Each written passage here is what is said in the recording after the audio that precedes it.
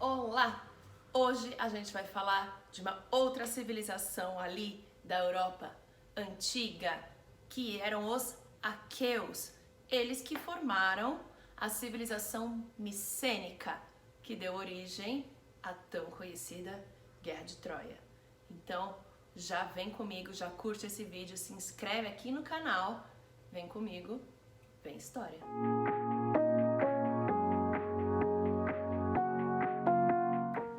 Os aqueus eram um povo seminômade, um povo indo-europeu que invadiu a região da Grécia por volta do ano 2000 a.C. e depois invadiu ali, conquistou a ilha de Creta mais ou menos 1400 a.C.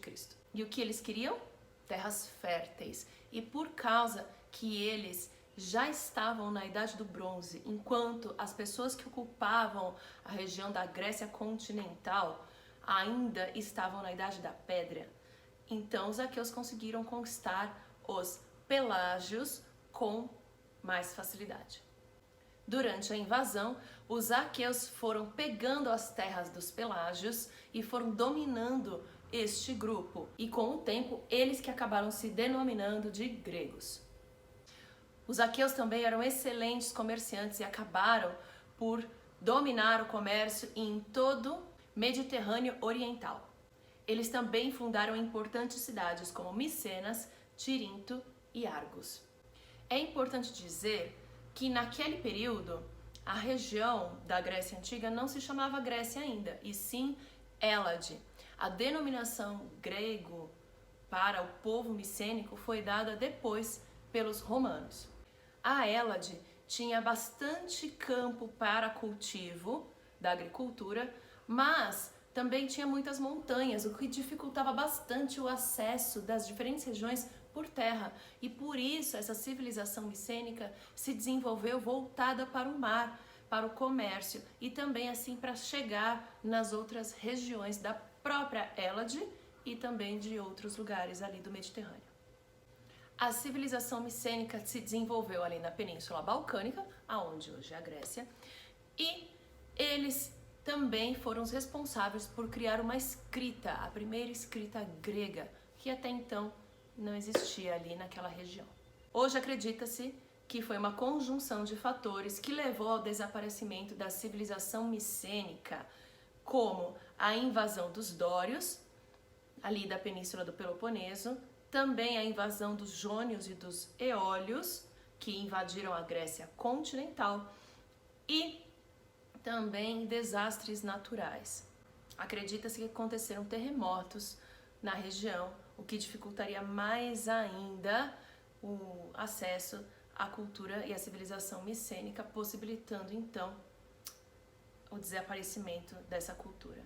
Só que ela não desapareceu de fato, porque na verdade, quando os dórios, jônios e eólios invadiram esta região da Grécia, eles acabaram incorporando vários aspectos da cultura dos micênicos, que haviam incorporado aspectos das culturas dos cretenses. Então é essa mistura toda que vai formar o que a gente chama de Grécia Antiga.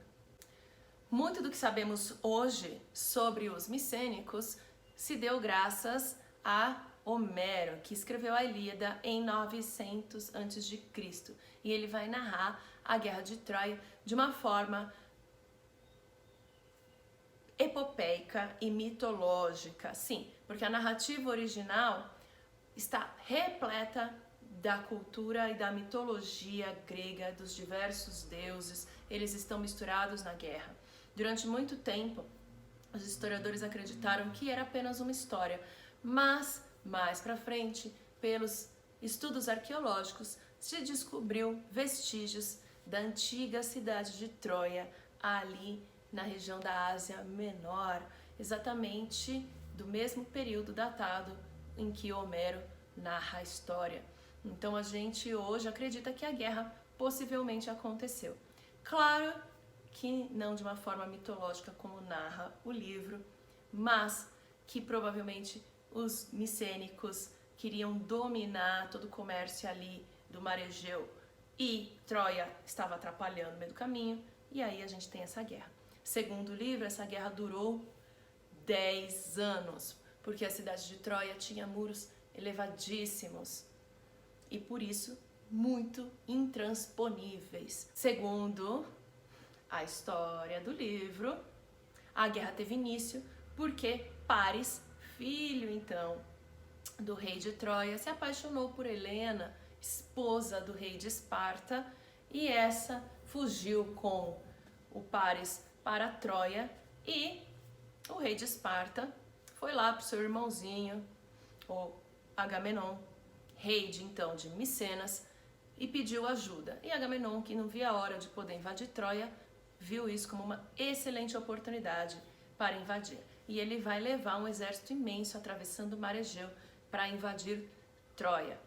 E com eles vai o famosíssimo herói grego Aquiles, que era conhecido por ser invencível, porque sua mãe tinha banhado ele em umas águas de um rio mágico e ele então tinha um corpo praticamente fechado, né? Nada atingia ele. Só que ela segurou ele pelo calcanhar e aí o calcanhar dele ficou sendo o ponto fraco de Aquiles. Muito bem. Durante esses 10 anos de guerra, o filho mais velho do rei de Troia, Heitor, foi morto por Aquiles. Eles dois eram os dois grandes heróis desta guerra. E, apesar de algumas vitórias gregas, eles não conseguiam vencer. Foi quando Ulisses, ou Odisseu, teve a grande ideia do cavalo de Troia. Então eles decidiram criar uma armadilha para conseguir então invadir Troia. Eles fingiram que foram embora, esconderam todo o exército grego micênico e deixaram um cavalo ali no litoral, nas praias de Troia, como se fosse um pedido para Poseidon, deus dos mares, para terem um retorno seguro para casa. Não me pergunta por quê, mas o cavalo está associado aos deus Poseidon. Por que o cavalo está associado ao mar? X. Mas é assim que os gregos acreditavam. Vai entender, cada um com a sua religião e cultura, não é mesmo? E aí, eles esconderam alguns soldados dentro do cavalo. Os troianos, acreditando isso ser uma homenagem ao deus Poseidon, levaram o cavalo para dentro das muralhas de Troia. Festejaram e de noite, quando estava todo mundo dormindo, os soldados saíram do cavalo, abriram os portões, deram um sinal e o exército, então, grego micênico, invadiu e destruiu Troia.